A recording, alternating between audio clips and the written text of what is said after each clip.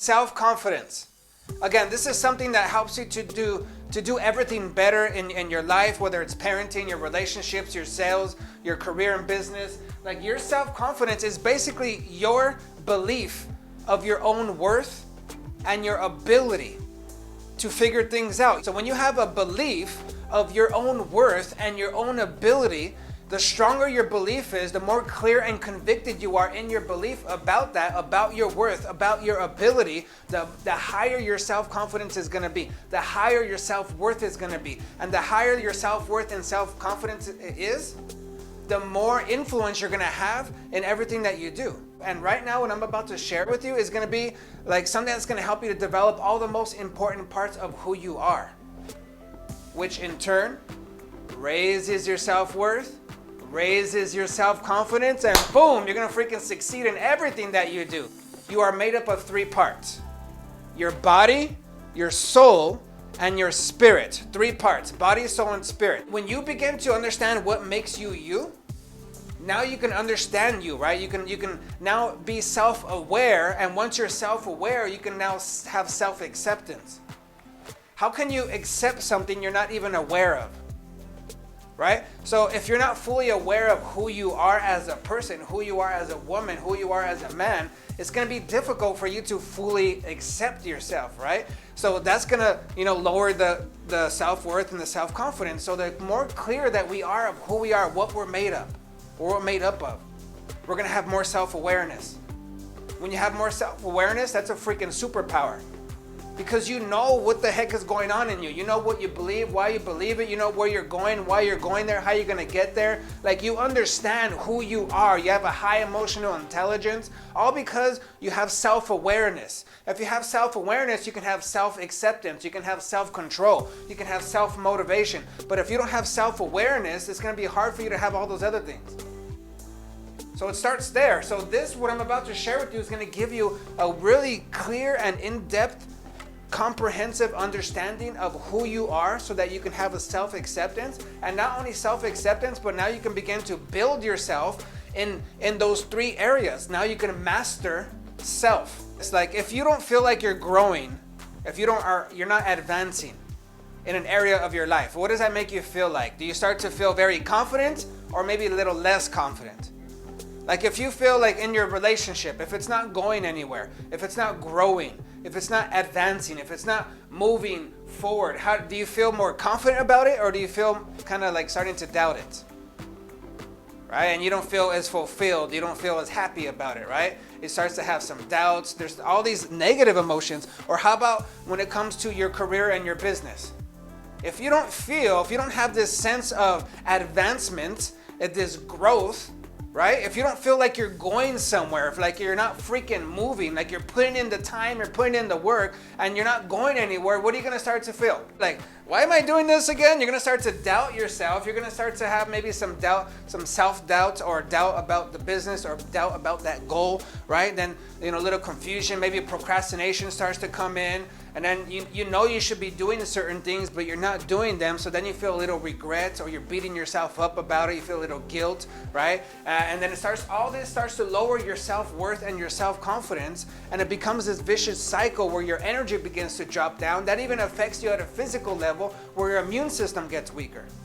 We have some mastery over these three areas, we'll start to feel happier and more fulfilled and more satisfied in our life. Why? Because growth produces happiness. Growth begins to stir up this fulfillment, this certainty, this joy, this happiness inside of you, because you are having this sense of moving forward and advancing and growing. It only makes sense, because if you're not building one of these areas of who you are, you're losing out on 1/3.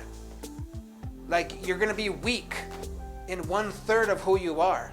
Because of your daily decisions, you know that you're moving forward and you're growing. So that begins to make you feel very confident about yourself. Nobody can talk you out of it. Nobody convince you otherwise, because you know you're moving forward. And how do you know this? How would you be so clear, so certain, and so confident that you are moving forward in the three parts of who you are? How? Because you have a strategy, you have a system, you have a plan. So let's break down each of these three areas now. So 1, your spirit. The spirit is the essence of who you are. And I'm not talking about religion here. I'm talking about you are a spiritual being. You have a spirit, a life force inside of you, the essence of who you are, where your personality comes from, where your meaning, where your purpose comes from. It's right here in the essence, the spirit part of who you are. So for you, like, do you have a plan? Are you developing yourself? Are you strengthening yourself? Are you nourishing yourself in your spirit? And again, it doesn't have to be religion. I'm not talking about that, but what are you doing? A lot of times when I start talking about this, people will come up like, oh, no, I'm not religious, or, I grew up like this and I don't believe in that stuff. They'll start to focus on, what they don't believe in or what they don't like. But I'm not talking about that. I'm talking about, what are you doing? What is your plan to develop 1/3 of who you are, the spirit, right? Like, this is the core of who you are. So don't focus on what other people are doing or not doing, but what are you doing? Are you developing yourself in your spirit? So sometimes, people will, do affirmations, they'll do incantations, they do meditation, they will pray, they will go to church, they'll do, different type of group things. Maybe they'll go for walks in nature or sit in front of the ocean as they do breathing exercises. Maybe they'll do yoga. There's a lot of different things that you can do to be centered, to be present, to build yourself in your spirit. What do you do on a consistent basis, or are you doing anything at all? Because if you're not, you're being weak in 1/3 of who you are. And I would suggest that you create some kind of system and a schedule and be consistent with these things. Don't just do it when you feel like it, or when it's convenient, or when you get a chance. Like, no, this is something important for you to build yourself and consistently build yourself. This is 1/3 of who you are. So let's go to the next one. Now let's go to the body. So we're body, soul, and spirit. You see right here, these 3 circles? Your body, soul, and spirit. The spirit right here is in the middle. Your spirit, your purpose, meaning, contribution. Right now I'm going to talk about the outside one, which is your body. Your body, this is your physical vehicle that your spirit and your soul uses to express who you truly are in this physical world. So this is our vehicle. So think about that. This is really, really important though, your vehicle. This is 1/3 of who you are, and you need to understand the importance of this, because this vehicle, you only get one. It's not like your car, right? We only get one, so we have to take care of it. Especially if you're somebody who is a high performer, a high achiever. That means you're like a race car, right? So you need more attention, you need more maintenance, you need better fuel. I want you to even see it like this is your temple. Like, it's freaking holy. Like, it's so important. So to the point where everything you put into your mouth, everything you're drinking, everything you're eating, it's like an offering. It's like an offering to this temple that is so holy, because I know that what I put into my body is either going to create life or death. It's going to create a high energy or low energy. It's going to bring health or sickness. We want not only to have high energy right now and to be able to accomplish everything that we want to accomplish, feel good about everything, be healthy, have no pain, but also think about years from now. With your children's children and great grandchildren, where you're able to do things and have a good functioning body, where you're able to have a high quality life still. Like, we need to think about this stuff. Your food is important, right? Your food is like your fuel. Did you know this, that your food is directly connected to your mood? So how you feel, if you eat a bunch of crap, if you're eating a bunch of crap, guess what? You're going to start to feel like crap. Yes, you're going to start to feel like crap. And guess what? If you keep eating the crap anyways, even though you feel like crap, you're going to keep eating it. Guess what you're going to start to look like? Oh, you're going to start to look like crap.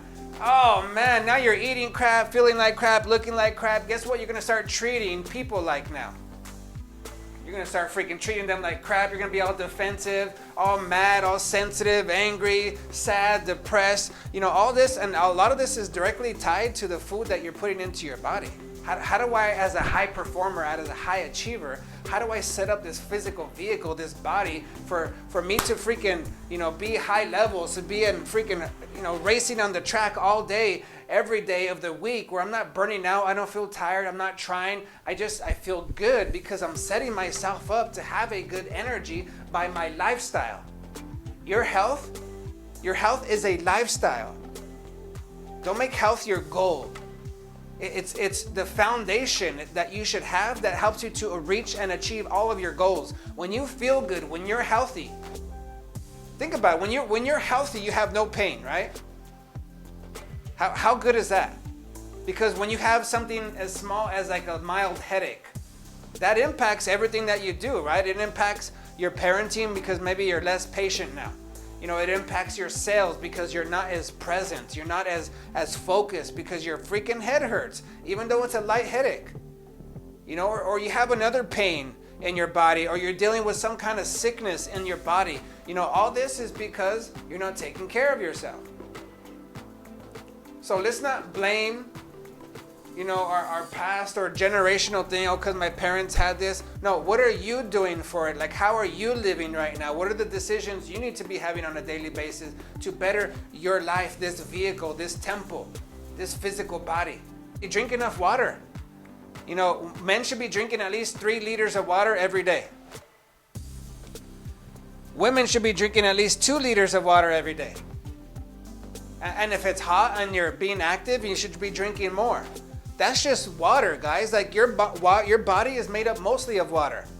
Your brain, your muscles, your blood, like it's made mostly of water. So it's like the building blocks of this physical body is water. So if we're not drinking enough water, you are leaving money on the table. You are leaving energy on the table. You are leaving a better relationship on the table. You are leaving better parenting skills on the table just by you not drinking enough water. Here's the tip. If you keep water with you, you'll drink it. But if you don't have water, you're not going to freaking drink it. So I keep water with me, and guess what? I make sure I'm drinking at least 3 liters a day. Stay hydrated. It produces energy. It's really good for your body, right? Another thing that you need to do is get fresh air. Fresh air, fresh, moving, circulating air. If you want a higher energy for yourself, if you want to establish health in this physical body, you need fresh, circulating air. So most people, especially here in the US, I have clients in different parts of the world and they don't deal with this as much as people in the US. But in the US, this is what we do. We're in our homes, we're in our apartments, wherever, everything's closed. We have our air conditioning or heater, right? We get up, we get ready. We quickly go from our door to our car, where we start the car, roll up the windows, we have the air conditioner or the heater on. We drive to our office, we drive to work, wherever we're driving to, we get out, we go into the building, we go into the office, where it's closed up and it's recycled air conditioner or heater air. Recycled dead air. And we're just taking that in all day, recycled dead air. And then we wonder why we get, so fatigued, or, our brain gets foggy, because we're not bringing in fresh, real, circulating air. Like, our body needs that. So I want to encourage you guys to do that. Like, for me, I'll go take walks outside throughout the day because I'm in the office, I'm on meetings, I'm in the computer, I'm, doing things. I'll go take a walk outside. Takes like maybe 2-3 minutes, really easy, real quick. I come back out, I'm taking fresh air, getting some sunshine, right? Drinking some water. All these things establish health in you. It's taking care of your body. Another thing, sunshine. Get sunshine on you. If you can get at least 20-30 minutes of sunshine on your skin, as much skin as possible, again, that's vitamin D, that's producing health, strengthening your immune system, brings higher energy. This helps you to win in life. This helps you to build a business, guys, because you are your business. You are your business. So if you're healthier, if you look nicer, right? You are your business. People are going to trust you more. They're going to feel this health coming off of you. And people just are drawn, they're attracted more to people who are healthy. They trust people because, hey, if you take care of your body like that, you're going to take care of me and my products or my family or the services that you're offering. Like, if you are taking care of yourself that way, you're going to take care of me. But if you don't take care of yourself and you look horrible and you're not healthy, I don't know if I'm going to trust you with things that are involving me or my family, because you can't even take care of yourself. Think about it, guys. So it helps you in so many different levels when you take care of your body. So another thing that we need to do is exercise, right? I know it's a bad word, but we need to exercise. Figure out something that you like. You don't need a gym. You don't need a lot of time. You don't need a lot of weight, right? You don't need weights. You don't need equipment. You don't need any of that. You don't need a lot of space either. So I just took away all the excuses, right? So all you need is your body. You can use your body weight. You can work out in 10, 15 minutes every day, and you don't need a lot of space. You can do it in your living room. You can do it in your room. You don't need a lot of space. You can do a whole workout, a full body workout, 10, 15 minutes using a chair. No excuses.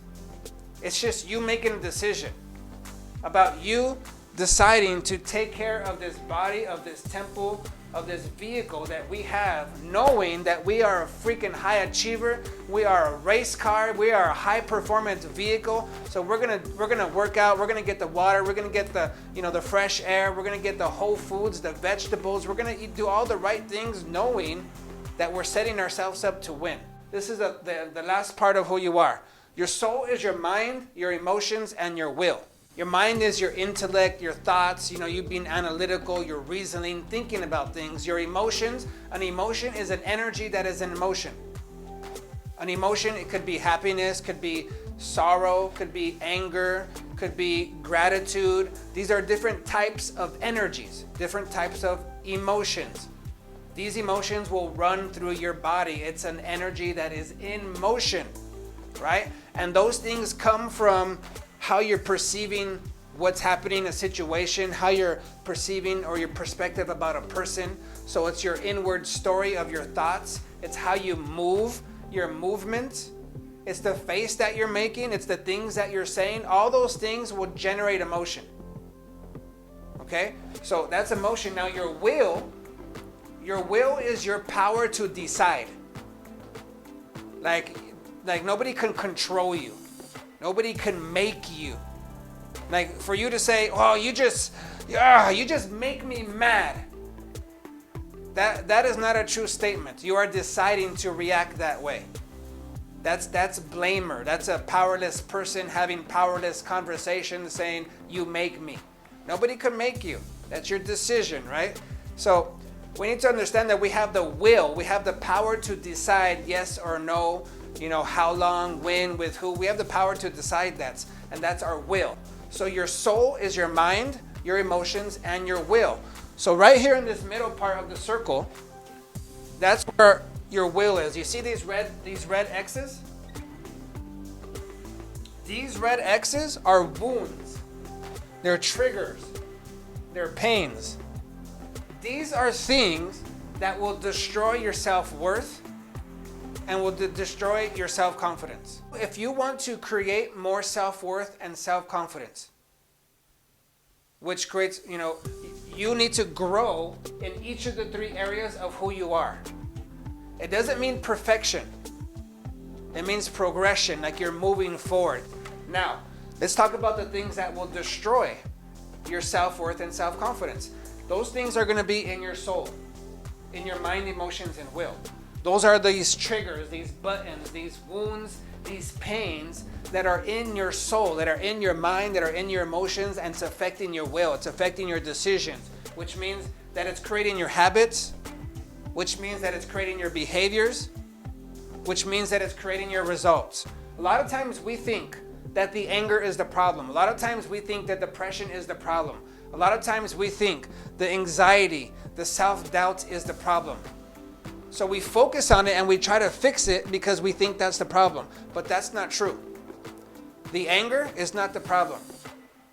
The depression, the self-doubt is not the problem. Those are symptoms of the problem. Those are signs of something else. Okay? So what is it a symptom of? It's a symptom of what's going on here in your soul, in your mind, emotions, and will. So now this brings change a lot more in your hands, because otherwise it's like, well, how do I manage my anger? Like that's what people come to me for, like hey, do you do anger management classes? And I'll tell them, yes, of course, but I don't. You know, I don't teach people how to manage something that's ruining their lives. I teach them how to kill that shit and get it out of their lives. I'm not going to teach them how to manage anger. I'm going to teach them how to get rid of it because it's freaking ruining their lives, right? So I show them where it comes from, that the anger is not the problem. I have people who come to me with addictions. It's the same concept. Those addictions are not the problem. There's all kinds of different levels of this, guys. If you have self-doubt, if you procrastinate, a lot of those things are coming from these issues in your soul that you haven't dealt with.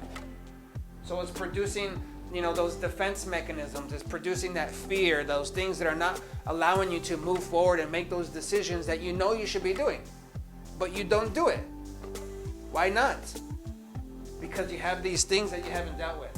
So it could be, maybe you were bullied, maybe you were abused in some way, maybe you were called a name, maybe you were neglected, maybe you saw an accident, maybe you saw something happen to somebody that you loved, or, you know, it doesn't matter whether real or perceived. If you have something from your past that hurt you in your soul, that hurt, that scared you, that was like a trauma, whether it was against you or maybe something that you did against somebody else, whatever it is, you have that memory of something just hurting you or scaring you. Those things mark you in your soul. It's a wound. It's an open pain. And if we don't process and deal with that stuff right, what happens is that we become kind of defensive. Whenever something or somebody gets near this wound, whether it's an expression that they make, something that they said, something that they did, something that they didn't do, it gets near this memory, it gets near this pain, it reminds you of it. All of a sudden, those emotions get stirred up in you because that memory was triggered. So the emotions come up, and now you're thinking that way, whether this is consciously or subconsciously, you start to feel a certain way. Now it affects your decisions with your will. Though your mind, your thoughts, that story, whether it's consciously or subconsciously, along with the feelings, the emotions that you're having, it makes it very hard to make the right decision sometimes. You know, like, oh, what do I do? What's the right decision? Have you ever felt like that? You weren't clear on or convinced or confident about your decision? A lot of it is because of the noise that you have going on inside of you. It's hard to see and hear clear because you have a lot of noise going on in your soul, in your mind, emotions, and will. So we got to freaking take care of this shit. We got to heal. We got to face it, forgive, and move on. This is like being aggressive, understanding that, you know what? These behaviors, these habits, these things that I have that are killing my self-worth, that are killing my self-confidence, that I know that I'm better than this, like I need to get aggressive against it, right? How am I going to get aggressive? By one, make sure I'm developing each of the three areas of who I am, right? And two, I'm going to face where this trigger, where this button is coming from. Like, I'm just going to be honest about it. I'm going to be brutally honest with myself and be like, you know, where did this come from? How did I learn this? Where did this start? Just be brutally honest with yourself and face it. Right? If somebody did something to you, face it. If you did something to somebody else, face it. Be brutally honest with it. And then you need to get to the next part where you forgive. You forgive that person, not because you're okay with what they did to you, not because you now agree with it, not because you're going to go be best friends with them now, not because you're letting them off the hook. It's because you are choosing to heal. Because if you don't, you're going to keep this wound. You're going to keep this button. And now they're going to control you. You're a slave to that person because it's like they hold this button, this remote. And now, because of what happened in the past, you become a prisoner to your past because you haven't dealt with. So something in the present can trigger that thing in the past. Now all of a sudden you get defensive, you get mad, you get angry, you close up and don't want to share. Or maybe you react, or maybe you start laughing. You do something that you know is not the right way to deal with it. And it's because it's coming, that's a defense mechanism. And those things will ruin your life. So we need to face it, forgive them. If it's something that you did, forgive yourself. You're not that person anymore. Just the fact that it bothers you is a good sign that your heart is good and you know that you're better than that. So forgive yourself, let's move on, let's bring some change. Now let's get to this last part, the takeaway, okay? This is where you're gonna start doing the exercise where you're gonna work and actually write some things down. So again, we're talking about self-worth and self-confidence. And how self-worth and confidence is you having that strong belief about your own worth and your own ability. And when you have that strong belief about your own worth and your own ability, when you have a strong, high self-confidence, it helps you to win in everything that you do. And a way for you to develop that, to maintain it, is to have a self-development plan in each 3 parts of who you are, your body, soul, and spirit, so that you can keep growing in each of those 3 areas, because that growth produces happiness. And now you feel happier, and you know that you're moving forward in each of those 3 areas. So that's a very powerful thing for you to create self-worth and self-confidence. Now, here's the things that I'm going to have you to start to do now. Write down 3 goals for each area that I have written here: your health, your relationships, your career, and money. So you're going to begin to write down, okay, what are 3 goals for my health? What are 3 goals for my relationships? What are 3 goals for my career and money?